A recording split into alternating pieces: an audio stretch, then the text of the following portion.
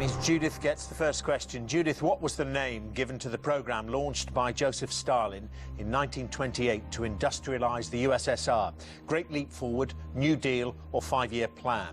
Well, the New Deal was an American programme, and I think the Great Leap Forward was Chinese. So the Soviets had the Five-Year Plan.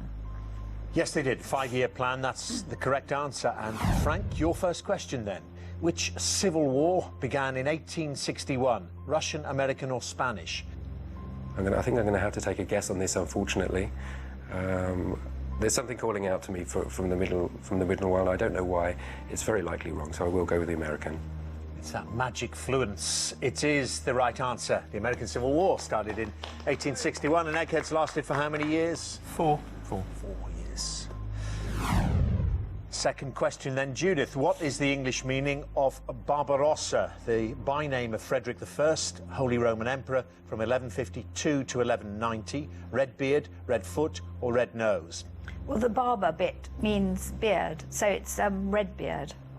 And the Rossa, the red, yeah. It's the right answer, yes, well done, red beard. And your second question, Frank. The majority of the 8th century AD in the history of which country is referred to as the Nara period? India, Greece or Japan? Nara. Again, I'm going to have to do this by a sort of a wild guessing process of elimination, and in just the sound of the word, and to me it doesn't have the sound of Greek or Japanese. Again, I'm not sure of this, but I'm actually going to go with India. India on the sound. The Nara period in the 8th century AD. It's not, Frank, it's not India. Judith, do you know from the other two? Is it Japan? Yeah, Japan. Right. Well, it means Judith will win the round if she gives me a correct answer here. Judith, in World War II, FIDO was the name of a system developed to clear what from airfields? Fog, ice or debris? Well, I'm not sure that anybody's yet devised a system to clear fog from airfields. So, ice or debris? I should think it's probably debris. Debris, FIDO. Other eggheads? Fog. It is fog, FIDO.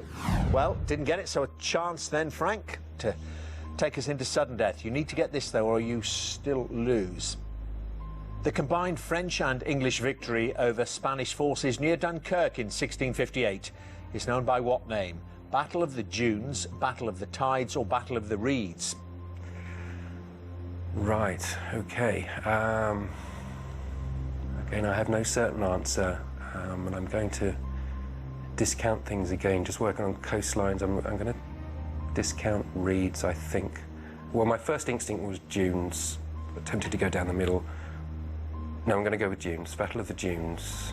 Okay, first instinct there, staying true to that, and eliminated reeds. You're right to do so.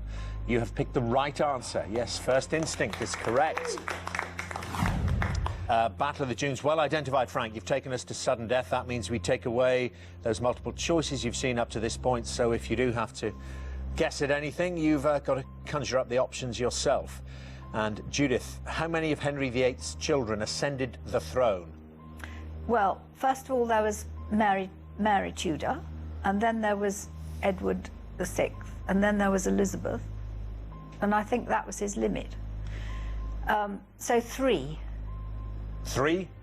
And you've named them? That is correct, yes. Well done, Judith. And back to you, Frank.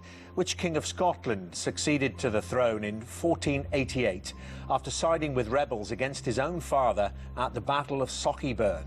I'm going to go for, I believe he hid in a cave, Robert the Bruce, but it could be entirely wrong, but I'll go with Robert the Bruce. Robert the Bruce. Is it Robert the Bruce? James IV. It is James IV. James IV, Frank. OK, well, that means that the round concludes. Got into sudden death there, Frank, and some good answers before we got there. But Judith has taken it there with Henry VIII's children. Means you're in the final round, Judith. No place for you, Frank. Would you both please come back and join your teams? Well, so as it stands now, the Magic Dragons have lost one brain from the final round. The eggheads are all there. Our second head-to-head coming right up. This one is arts and books. who'd like to play this? Can't be Frank, but any of the other four of you. Arts and books. Jasper? I'd be absolutely delighted. I can tell by the look on your face, Jasper. Who would you be delighted to play the round with? Anyone apart from Judith? CJ? Yes. Go on, Okay. I'll CJ. OK. It is Jasper and CJ playing this round. It's Arts and books. Into the question room, both of you, please. Jasper, would you like to go first or second? I'll follow Frank's brilliant round, and I'll go second, please. Your first question then, CJ. The bear Eirik Bernison is a character in a series of books by which writer? C.S. Lewis, Philip Pullman or J.K. Rowling? Yes, I think he's the polar bear in his Dark Materials trilogy by Philip Pullman. Philip Pullman is the right answer. Well done, CJ. Jasper, Julian Barnes' 1989 book, in which the first section is narrated by a woodworm on Noah's Ark, is called A History of the World in 10.5 what? Minutes, chapters or pages? Woodworm on an arc. Minutes. I'm going to use Frank's brilliant idea of going straight down the middle. I'm going to say... No, I'm going to say minutes. What the heck? Minutes. Stab in the dark. I would have said chapters, but I'll say minutes. Go on. OK, would have said chapters. Well, it's the one that you finally go for that I take, and it's the wrong one. It should have stayed with chapters. History of the World in 10.5 chapters by Julian Barnes. CJ. Michelangelo's tomb, designed by Giorgio Vasari, is in which church? St. Peter's in Rome, Milan Cathedral or Santa Croce, Florence? I'm just trying to think. I know the tombs that Michelangelo designed. He did some for the popes, didn't he? Pope Urbino and a couple of others. Where is Michelangelo himself? I think he lived the last years of his life in Florence. I'm wondering if St. Peter's is where Pope Urbino's tomb is that he designed.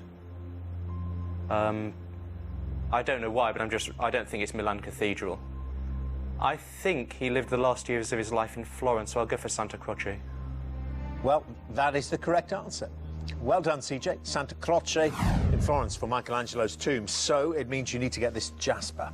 Imperial Life in the Emerald City, an account of life in Baghdad's Green Zone, is a book by which author? Aravind Adiga, V.S. Naipaul or Rajiv Chandrasekaran? Rajiv. Let's have a go at Aravind Adiga. Guess. OK, going down that side again. It's not the right answer. No, sorry, Jasper. Do you know, CJ? I knew it wasn't Adiga. I would have gone for V.S. Naipaul, but I don't know it. Other eggheads? Is it V.S. Naipaul? The other one. Chandrasekaran. Chandrasekaran, Rajiv Chandrasekaran for that, which means it doesn't matter that CJ didn't know that because he did know his first two, and that's enough to win the round for CJ. So you won't be playing in the final round. Jasper, would you both please come back and join your teams?